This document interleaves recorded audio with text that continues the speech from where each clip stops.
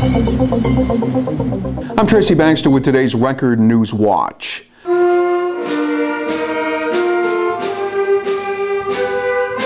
It's an encouraging sign for an area educational institution that nearly shut its doors 2 years ago. A convocation ceremony was held this morning to formally begin the 2012-2013 school year at the New York Military Academy in Cornwall. I know this year will be full of challenges and hard work, but I also believe it will be a year filled with successes and great accomplishments. Only a last-minute financial rescue effort saved NEMA in 2010. At that point, 150 cadets attended the academy. The near closing made attendance figures plummet. Today, 120 students are enrolled for the fall semester, up from 72 last fall.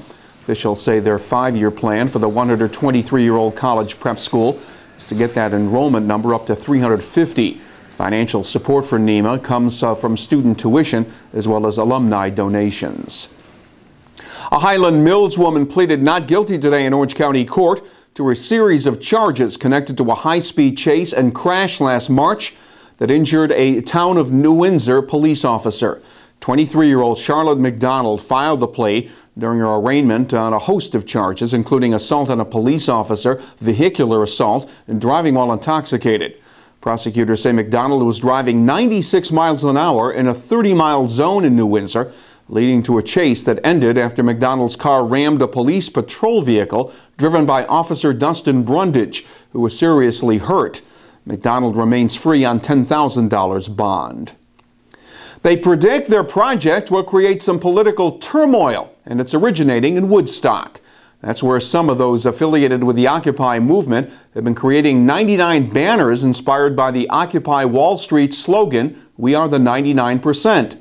The banners center on the theme of campaign finance reform, and they'll be put on display next Monday, September 17th, marking the first anniversary of the Occupy Wall Street movement.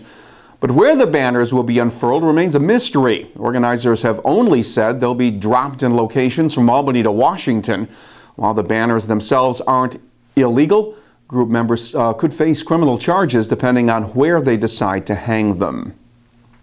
Leaks from an 85-mile aqueduct that carries drinking water from our region to New York City are the target of a project that will test a new way to seal cracks in the tunnel. The year-long $4 million pilot project will look at using lime and other chemicals poured into the water to seal hairline cracks in the concrete pipes that make up the Delaware Aqueduct. The project is part of an overall $2.1 billion plan that includes building a 3-mile tunnel bypass that will bypass a leaking section of the aqueduct in Orange County starting next year, as well as repairs to stretches of the tunnel in Ulster County, where the leaks continue to raise serious flooding issues for many Wawarsing residents.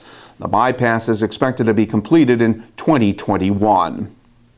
The head of CH Energy Group, the parent company of Central Hudson Gas and Electric, made a public pitch for fracking earlier today during the company's second annual power breakfast in Newburgh. CEO Stephen Lance says hydraulic fracturing, the controversial method of extracting natural gas from underground shale deposits, reduces natural gas costs, making it attractive for Central Hudson to expand its distribution, according to Lant. Now we have cheap and abundant natural gas right next door in the Marcellus Shale, which is 100 to 200 miles to our west. Lance says Central Hudson currently has 75,000 natural gas customers and expects to see that number grow to 100,000. Several Catskill communities have taken steps to block fracking in their towns due mainly to water contamination concerns. Lance says the industry itself could create its own regulations.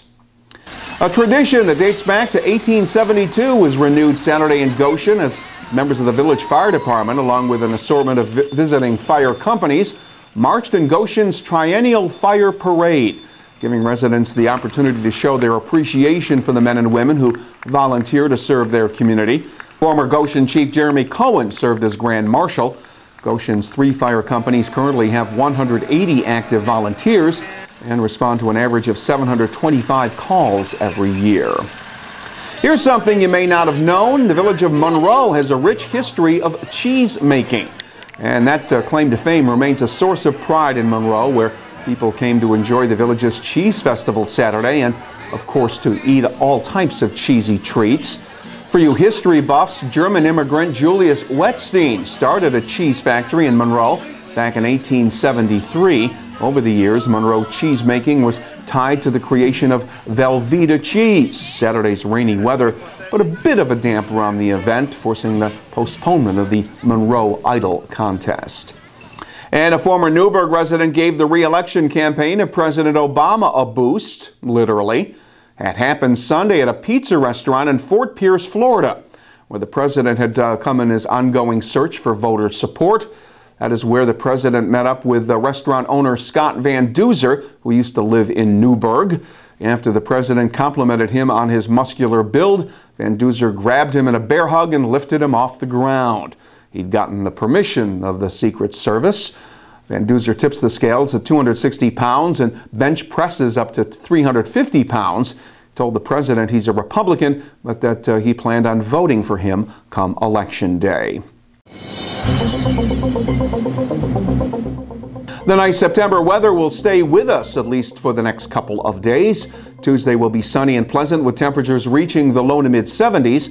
More sunshine in the forecast for Wednesday with the highs getting up around 80 degrees. And overnight temperatures will drop into the 40s, serving as a reminder that fall weather has arrived.